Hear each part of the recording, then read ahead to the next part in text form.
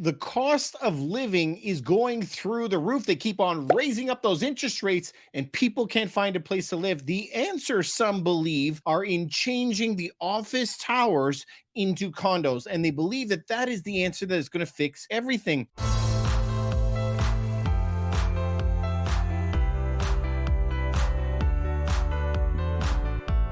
Is this the great white whale of housing? We have a couple pioneering cities who are dumping hundreds of millions of dollars into trying this. Some say it may take 10 years, but man, they are spending the money today. And some of the buildings are coming up right now.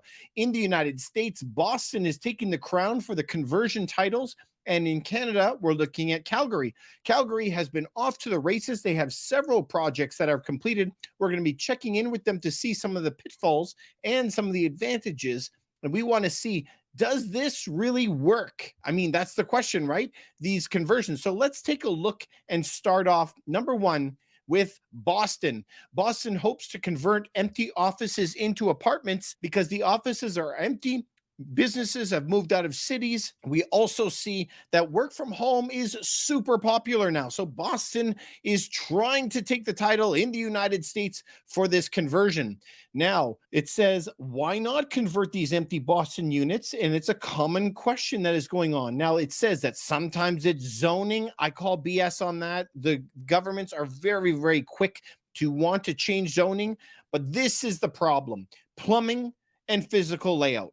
They're saying that is the biggest problem, is plumbing and physical layout. It's not so much the electricity, but the plumbing is massive problem, and the layout of the building also can dictate whether you just have to take it down.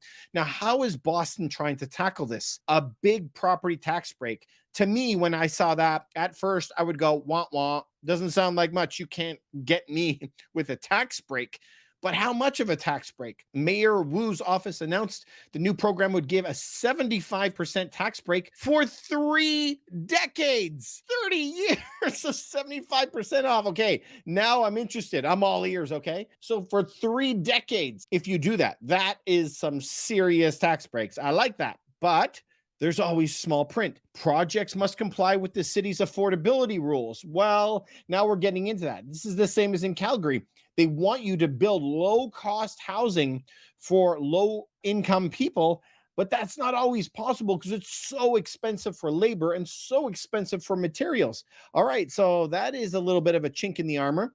Number two, the city will get 2% cut on any future sales of the property to help make up for the foregone taxes. Okay, so they do have your hands in your pocket one way or another, right? So they're getting at you, but there are some big wins here, man. 75% off for 30 years. And then they're going to take a 2% on the other side. Okay, that's what Boston is trying to do right now. And this program that they're launching, they were looking at Calgary to see how Calgary was working out. We're going to get to them in a second. One building, it says, could create hundreds of new housing units and include a lot of affordable units. So the problem is there isn't very many affordable units anywhere in Canada. There's a couple places in the United States. If we got 2 or 3 buildings downtown with a couple hundred units each, that would be a significant step. So I know they're trying to keep their expectations under control. We're not going to be doing this to hundreds and hundreds of buildings, right? We're only going to be doing this at a couple to see if it works. That's for Boston.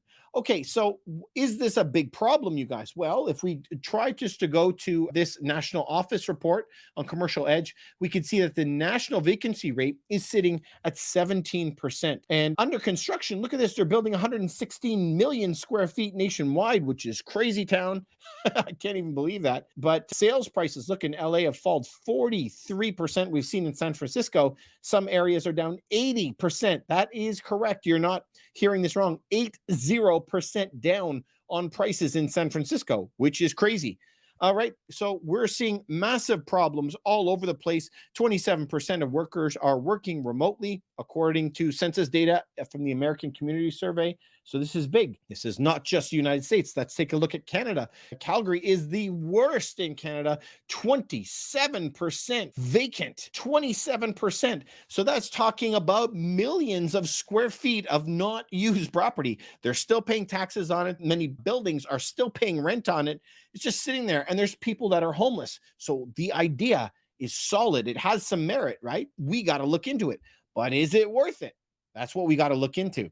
So if we look at offices. This is what I want you to think about. When we think of offices, we think of something like that, where there's just endless rows of people that are working. But now what we're actually facing is more like endless rows of empty cubicles where there's nothing there. So this is what the modern day is right? These massive amounts of space with just lines of cubicles. But does this really work for housing? That is the $1 billion question, the $1 trillion question. Does it work?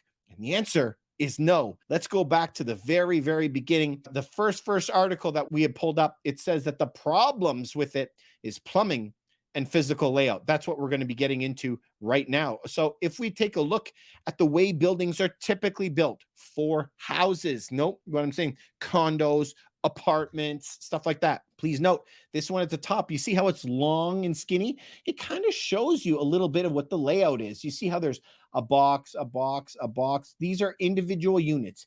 Each unit that is built in here has an exterior window, which is by law, and has a long hallway down the center and a bunch of other units on the other side. This is very typical. I'm sure that you've seen this in your neighborhood. I've seen it a million times. All right, let's continue. Then we have this L-shaped building. We can actually see the layouts of those units. They put those little lines on those L-shaped buildings. Each of those units, one hallway down the center, very common. U-shaped buildings. We can see this from the top here, these 4 units, and then these exterior units with a couple stairwells. This is very, very common. These H-shaped buildings, I've seen them all over the United States. They're more popular in the States than they are in Canada, but we can see all the different units with one central hallway on each side here. Very common. Here is a larger building with the hallways laid out. We also have seen these in Canada and the United States. So these are O-shaped buildings where you can see the lines of the units on the exterior walls. They have to have windows with a hallway, but I've also seen them larger where there is a unit facing out and a unit facing in. So you can see the windows on the inside of these units. Very popular. That happens as well. But when we get and go back to these faceless buildings that look like this, let's take a look. I'm going to share a screen that I had drawn for you. Typically, this is what we're going to see, okay? If we take a look at this, we'll have a building, a giant building, and then we'll have 2 elevators that come up to the floor. Listen, it could be bigger. You know, there's a couple elevators and there's going to be a couple bathrooms, okay? Then you'll have all of these cubicles that are lined up and with faceless drones that are working, okay? So that is a typical building. But this is what I'm telling you. Number one, if you had to do what the law says and every unit has to have an exterior wall, let's take all of this out of here. I'm going to draw this in again. Just let's say that you have a building.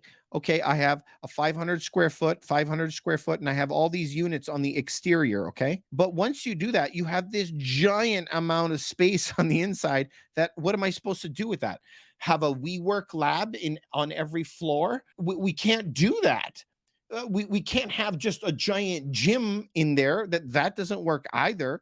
You need to utilize the space for living, right?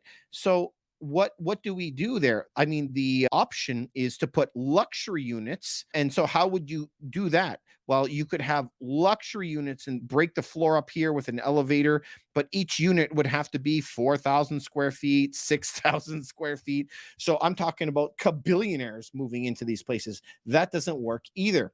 So let's take a look at what some of the crazies are building, because some of them you're going to have to shake your head at a little bit. So let's take a look at Toronto. They are building some units like this, because how do they get around it? So they have these 500 square foot units, 400, just to put that in perspective, that's nothing, okay? 40 square meters. But if you look at this unit, it almost entirely is hallway. You can't put a bed in your hallway. You can't put a closet in your hallway. You can't have a dresser in your hallway. So even though it is 529 square feet, technically, okay, you barely have room to put a bed in it. There's no room for anything. So these properties are all hallway. That's crazy. Okay, let's look at the other side of the building. 342 square feet. Okay, that's the size of most people's kitchens. And the majority of it is just the entranceway. Look at this, 413 square feet, and it's all hallway. There isn't even room to put a bed in there. So this is where, like, I'm shaking my head. I don't understand it. It's like I'm living in crazy land right now, because if you have 400 square feet, but it's a long tunnel that's only 1 foot wide, I can't put a bed in there. I can't. It's useless. So these units to me are useless. There isn't even room to put a stove and a toilet in there. Where are you going to put a bed? So maybe we have to sleep standing up, put a strap around our chest or something. So this is not like proposed. They're building this right now. So look at those units, crazy. But this is what you have to do. So if we're going back to this, guys, if we have an H-shaped building, every unit can have an exterior wall. If you have a small building, and you can have units around the edge, that works. But when you have a very tall square building, very wide, straight up, there's no way to lay out the interiors for residential use. That's the problemo. All right, so let's go back. What are the shapes of buildings? Did you see, if you had a large floor print, you have to have the center blown out from the center. That's the problem. So right today, can we take a massive building and knock a hole out of the center? I mean, maybe we could. I don't know. I doubt it, because a lot of the support beams are there. So the conversions that are there doesn't really work. So we've looked at some of these buildings to do. Now, we've seen conversions of hotels, motels. Amazing. The interior walls are already there. There's already water piped to every single unit. Beautiful, right? So easy to slap that conversion on. But on office buildings, nightmare. You cannot put a layout from a massive building that works unless they're gigantic units, which goes against exactly what they're looking for. Problem number one. Problem number two, just think for a second. If you have a tall building that's 50 stories, the size of the water pipe under the ground that comes to the building, that water pipe, when it's initially installed, they're kind of doing their calculations. They're like, okay, everybody goes to the bathroom this many times a day, and they do their calculation. But remember, if you have a residential property, you now have a toilet and a sink, you have a kitchen sink, you have laundry that has to go in, insane amount of electricity, an insane amount of water. So the pipes have to be way bigger underground, straight from the city water in. The drains have to be expanded for residential usage. And the amount of water pipes that go into a home is unbelievable, especially in towers, for the water in, the water out, boilers. There's fire codes for your sprinklers, enormous amount. So when we have actually went and looked at these conversions, guess what? If the city would give you the building as a present, here you go, David, you're welcome, it still isn't worth it. It could cost you millions to tear down the building from this giant footprint and put up 4 individual residential towers. It works out in many cases that it's cheaper to knock the building down and build up residential towers. All right, but let's dig into Calgary for a second, because we said that Calgary is leading the drive on this. So let's look at downtown Calgary. Downtown Calgary has already, look at this list. They have 10 properties right now that they are converting, all in the downtown bulge on the Bow River. It's just very, very, very cool stuff to me. And the city is now giving away a lot of money in order to do that, a ton. So what are they giving away? Now, the first office building in Calgary was converted to residential use, $25 million, and they got 65 units. Okay, so let's just try to take a look at that. 25 million, and we're going to divide that by 65 units. What is that? $384,000 per unit. 384. Okay. Now, I know that if you live in New York, if you live in Toronto, if you live in Vancouver, we're like 384. That's not bad. That's pretty cheap. But is it? And this is where we could go. I just went on realtor.ca just to check it out. Here is a unit that's right here that you can see. Kitchen, everything is built. 149,000, you guys. Square footage is 600 square feet. So nice mermaid carpet, but we're not buying it for the carpet. We could change that. But this is my point, is if I can go and buy an existing unit for 150, but then I go, no, I would rather go and pay how much? $384,000 of taxpayer money in order to get the same unit for low income individuals. Did we save money? Like, what did we accomplish? I guess that's the question, because we've more than doubled the cost, right? according to that one that we found. But David, is that a one-off? I mean, this is a question I have for you. Is it? So I was looking around and I found another unit. It also was $149,000. So this is what I mean is you can buy units that are existing for under the price that they're paying. Now, Calgary is trying to revamp the entire downtown core, the West, East Village, and the Beltline. So this is a pretty big area. They want to expand it quite a bit. Now, look at around, not just Calgary, around the North America. San Francisco, 27% vacancy rate. They're tied with Calgary. London, 25. Houston, 24. Denver's 21. Pittsburgh, that's 18. This is really, really hitting people. So look at this. They said it wasn't cheap when they changed just $30 million or $325,000 per home, and the homes were 600 square feet. So 325. And this is what we're talking about is I can tell you that the article mentioned that they are saving the cement from going to the dump. This is unequivocally accurate, right? If you have an entire building, all the cement that is required to build it, I'm saying it's cheaper to knock it all down and put it in the dump and build up 4 towers in its place. That's cheaper. But then we have to ask ourselves, what's the cost environmentally of throwing it in the dump? But this is my point, is if I can go buy a unit for 150, but currently it's costing me 380, what are we doing here? Now, in Calgary, they are getting, did you see, up to $10 million per project? I'm not sure if I had got to that. They're giving 2 million square feet of space. They're going to be putting $130 million into it. Estimated leverage, private investment, 360. So, but the city is on the hook for their $130 million that they're paying. But then that doesn't stop in Calgary as well. This is geared toward low income. So the city, after it's built, is going to continue to pay a subsidy for low income people to live there, because the rent that they want them to pay is not going to cover the mortgage on $384,000. So it's not just the fact that they're spending $200,000 over what you can buy it for in the open market. This is going to continue to cost them not only the 5% they're paying on the 130 million. It's not just the interest that they're paying. It's also going to bite them because they're going to be subsidizing that homes down the road. So this is not ever a political channel. We never want to be left, right. We follow the money, right? That's what we do. And so when we look at this, there is some huge opportunities for builders to convert if you can somehow make the math work to convert these buildings. I had a gentleman call me from the news agency in Dublin talking about this conversion situation that we're having, because in Toronto, we have a building that was the tallest building in the British Empire, right on Yonge Street, which is being converted. But that building was built in 1913 and has a little floor print. So guess what? When you have a small floor print, you can convert it quite easily. It's when you have these modern buildings that are very big with an ocean of cubicle space, those buildings, serious doo-doo, okay? They're not working out very well.